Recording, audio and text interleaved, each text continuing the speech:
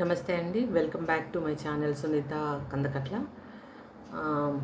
నా రివ్యూస్ చూస్తున్నారని అనుకుంటున్నాను. యాక్చువల్గా నిన్న నామినేషన్స్ చాలా గట్టిగా జరిగాయండి. మ్, బాగా గట్టిగా ఆర్గ్యుమెంట్స్ అయినాయి, తిట్టుకున్నారు, రకరకాల మాటలు అనుకున్నారు, అన్నీ జరిగాయి. ఇంకా ఆ మంట అనమాట ఇవాళ. చపాతీ చేసుకునే దగ్గర మాధురి గారిని తనుజ లావుగా చేస్తున్నామని, ఇప్పుడు 45 చపాతీలండి. 15 మంది కంటెస్టెంట్లు ఉన్నారు, 45 చపాతీలు చేయాలి. ఒకరొకరికి 3. ఆ తిండి దగ్గర కొట్టుకొని చేస్తున్నారు, ఫుడ్ లేదని చేస్తున్నారు. రీతు ఏమో నేను పొద్దున్న ఇంట్లో నాకు కళ్ళు తిరుగుతున్నాయంటది, ఆ పోర్షన్స్ నువ్వేసావు అని కొట్టుకున్నారు. అన్ని రకాలుగా ఫ్రస్ట్రేషన్, గొడవలు నిన్న జరిగిన నామినేషన్స్ ప్రభావం అన్నమాట. గౌరవ్కి గౌరవ్ వాళ్ళు రాము బాగా క్లోజ్గా ఉన్నారు. ఆ రాము చాలా తెలివిగలడండి, పొట్టోడు కానీ చాలు. అందరిని ఎవరిని ఎట్లా వాడుకోవాలో బాగా వాడుకుంటున్నాడు. ఆ గౌరవ్తో బాగా క్లోజ్గా ఉన్నాడు. నిఖిల్ గౌరవ్ వాళ్ళతో క్లోజ్గా ఉన్నాడు. గౌరవ్ని నామినేట్ చేశాడు. ఏంటి అంటే నామినేషన్లో ఉంటే నీ వెయిట్ పెరుగుద్ది, నీకు ఆడియన్స్లో ఇది పెరుగుద్ది అది పెరుగుద్ది తొపాస్ రీజన్ పెట్టి అబ్బాయి అన్నాడు, ఇంకా నువ్వు ఫ్రెండ్ అని చెప్పకు నువ్వు నాకు ఇంకొకసారి, నేను ఫ్రెండ్ని కాబట్టే నామినేట్ చేశాను అంటాడు. వాళ్ళ గొడవ. తర్వాత రీతు పవన్ తెగ కొట్టుకొని చేస్తున్నారు వీళ్ళు. అసలు మొగుడు పిల్లలు కూడా ఇట్లా కొట్టుకొని సావరండి. అసలు ఇంత ఇంత టూ మచా. ఇప్పుడు నిన్న మాధురి గారు అన్నారు కదా, మీ మీ మీ అడ్డమైన చేష్టలు చూసి మేము చూడలేక చేస్తున్నాం అని చూడ, దానికి నువ్వు ఎందుకు మాట్లాడలేదని పవన్తో గొడవ పెట్టుకుంటుంది. అసలు ఈ అమ్మాయి ఎలా అండి, ఆ పిల్లోని టార్చర్ అనమాట. ప్రతిదానికి నువ్వెందుకు సపోర్ట్ రావట్లేదు, నువ్వెందుకు మాట్లాడట్లేదు, మొన్న డబ్బులు టాస్క్ దగ్గర నుంచి దేనికో దానికి గొడవ పడుతూనే ఉన్నారు. సరే ఇదంతా జరుగుతుంది. తనుజ శుద్ధపూసరంలాగా నాన్న వస్తే బాగుండు, ఇప్పుడు ఫ్యామిలీ వాళ్ళు వస్తే బాగుండు అని రాము వీళ్ళు కూర్చొని, ముందే ఇంట్లు ఇస్తారనుకుంటాను బిగ్ బాస్ వీళ్ళకి, కూర్చొని వస్తే బాగుండు అనుకునే లోపు డోర్ ఓపెన్ అయిందండి. డోర్ ఓపెన్ అయ్యి శ్రీజను భరణి గారు వచ్చారు. శ్రీజ భరణి గారు ఇద్దరు రీఎంట్రీ ఇచ్చారు. దీంట్లో మళ్ళీ బిగ్ బాస్ అనౌన్స్మెంట్ మళ్ళీ కొసమెరుపు ఏంటంటే ఇద్దరిలో ఒకరు మాత్రమే ఉంటారు. సో దాన్ని బట్టి మరి ప్రాబబ్లీ ఈ రోజంతా ఒక 1 డే ఉన్న తర్వాత వాళ్ళకి ఏమైనా టాస్కులు పెట్టి అది చేసి వాళ్ళని, లేకపోతే ఈ హౌస్ మేట్స్ ఎవరికి అది చేస్తారు దాన్ని బట్టి ఏమన్నా ఒకరిని ఉంచుతారు అన్నట్టుగా చెప్పారనమాట. ఇద్దరిలో ఒకరికి మాత్రమే ఉంటారు. సో వాళ్ళని కూర్చోబెట్టి ఇప్పుడు హౌస్ మేట్స్ అందరూ వాళ్ళ గేమ్లో వాళ్ళు ఎలా మార్చుకొని ఉండాలి అంటే ఎందువల్ల ఎలిమినేట్ అయ్యారు, ఏ ఏరియాస్లో వాళ్ళు ఇంప్రూవ్ అవ్వాలి అన్న దాంట్లో మన ఆల్రెడీ ఎగ్జిస్టింగ్ కంటెస్టెంట్ల నుంచి సజెషన్స్ ఇవ్వమన్నారనమాట. ఫస్ట్ దివ్య లేసింది. ఆ దివ్య ఒకటే ఏడుపు, నాన్న వచ్చి నేను ఆయన కార్డు కోసం చూశాను, ఆయన నా మొహం కూడా చూడలేదు, ఆయన వెళ్ళిపోయాడు, ఈ బాండింగ్ తోటి ఆయన పంపించారు. మళ్ళీ ఆయన వచ్చినా కూడా ఇది ఇట్లానే చంపుతారేమో వీళ్ళు. సరే దివ్య వచ్చి, మీరు చాలా ట్రస్ట్, అసలు మీరు చాలా మీరు గేమ్లో ఎవరైనా గెలుస్తారంటే మీరు ఓడిపోవడానికైనా సిద్ధమే, మీ మంచితనమే మిమ్మల్ని అది చేస్తుంది, మీరు అది మార్చుకోవాలి అని చెప్పింది. సో అది అయిపోయిన తర్వాత పవన్ వచ్చాడు అనమాట. పవన్కి లాస్ట్ టైం ఏదో గేమ్లో మిమ్మల్ని నేను చాలా నమ్మాను, మీరు నన్ను అది చేశారు, సో మీరు అంటే నేను మీకు ఎప్పుడు చెప్పలేదు, మీకు తెలియాలని నేను చెప్తున్నాను, మీరు మారాలి అన్నట్టుగా ఆ అబ్బాయి చెప్పాడు. తర్వాత సంజన వచ్చి ప్రతిసారి మీరు అంటే ఏ నామినేషన్స్లో అయినా ఎప్పుడైనా మీరు ఏదైనా డిస్కషన్ అవుతున్నప్పుడైనా నేను అంటే మళ్ళీ తన అమ్మాయి రీఎంట్రీ వచ్చింది కదా, రీఎంట్రీ వచ్చినప్పుడు మీరు మీ మదరు చైన్ అది చేశానని ప్రతిసారి చెప్పుకోవడం వల్ల మీరు తక్కువైపోతున్నారు, మనం ఫ్రెష్గా ఫ్రెండ్షిప్ స్టార్ట్ చేద్దాము, ఇవన్నీ మర్చిపోదాం అన్నట్టుగా అమ్మాయి చెప్పింది. అవన్నీ బాగున్నాయి. తర్వాత గౌరవ్ వచ్చాడు. గౌరవ్కి అంటే ఫస్ట్ నా భరణి గారు వెళ్ళిపోతున్న టైంలో నామినేట్ చేసింది గౌరవ్ది ఉంది. అది భరణి గారు అంటున్నారు, నీ వల్లే నేను వెళ్ళిపోయాను అన్నట్టుగా అన్నారు కదా. సో మీరు గేమ్లలో కూడా మీరు ఓవర్ కాన్ఫిడెంట్గా ఉన్నారు. లాస్ట్ టాస్క్లో అతను భరణి గారు వెళ్తున్నప్పుడు లాస్ట్ టాస్క్లో మీరు ఓవర్ కాన్ఫిడెంట్గా ఉన్నారు, అది మీరు తగ్గించుకోవాలన్నట్టుగా గౌరవ్ చెప్పాడు. ఈయన మొహం మార్చుకున్నాడు కానీ ఓకే ఐ విల్ టేక్ అది అని అన్నారు. తర్వాత శ్రీజాకి ఇమాన్యుయల్ వచ్చి శ్రీజాకి చెప్పాడు అనమాట, అంటే చిన్న టాపిక్ని నువ్వు పీకి పెద్దగా చేస్తుంటావు, దాన్ని షార్ట్కట్లో చెప్పదలుచుకుంది చెప్పు, ఊరికే లాగ్ చేయకుండా డిస్కషన్ని అని అంటే, అది నాకుంది, నేను అది మార్చుకుంటాను, I will try to change అన్నట్టుగా చెప్పింది. తర్వాత ఇంకా అమ్మాయికి ఎవరు మాధురి గారు వచ్చారు. మాధురి గారు వచ్చి అనిందనమాట. అంటే నువ్వు ఇప్పుడు అసలు రావడమే అటాక్‌గా మాధురి గారితో అన్నన్ని మాటలనింది ఆ అమ్మాయి. ఏమని, మీరు ఇప్పుడు అసలు మాధురి గారు ఎంటర్ అయినప్పుడు అందరూ పరిచయాలు చేసుకుంటున్నప్పుడు మీరు అంటే మాధురి తెలీదు అన్నట్టుగా, అంటే నాకు మాధురే తెలీదు. ఈ అమ్మాయి రీల్స్ చేస్తుంది, సోషల్ మీడియాలో ఫుల్లు దాంట్లో ఉంటుంది శ్రీజ గారికి మాధురి తెలియకపోవడం ఏంటండి?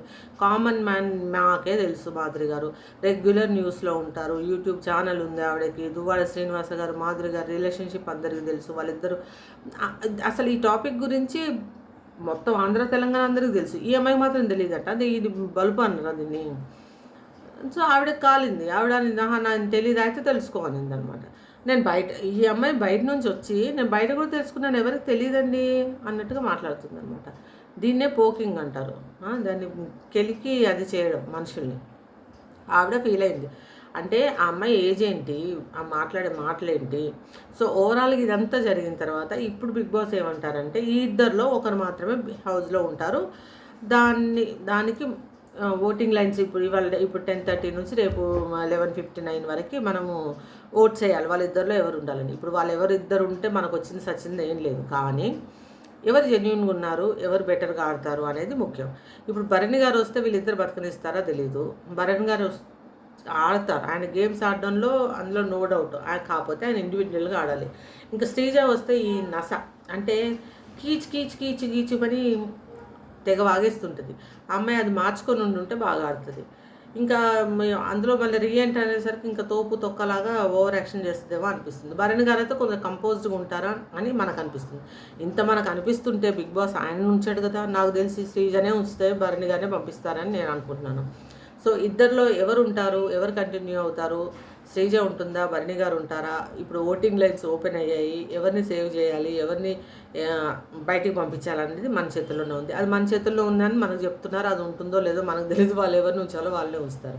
ఇప్పుడు బిగ్ బాస్ ఉంచాలనుకుంటే శ్రీజనే ఉంచుతారని నాకు అనిపిస్తుంది. ఎందుకంటే అదే భరణి గారికి లాస్ట్ టైం నుంచి బాండింగ్ అని అది ఉంది. మళ్ళీ ఈలోపు ఈయన వచ్చిన ఒక అరగంట గంటలో 2 గంటల్లోనే ఏడుపు, దివ్య ఈమె వచ్చేసి నాన్న అని ఈమె మళ్ళీ స్టార్ట్ అయిపోయింది. అంటే ఆయన గేమ్ని చెడదొప్పుతున్నారు.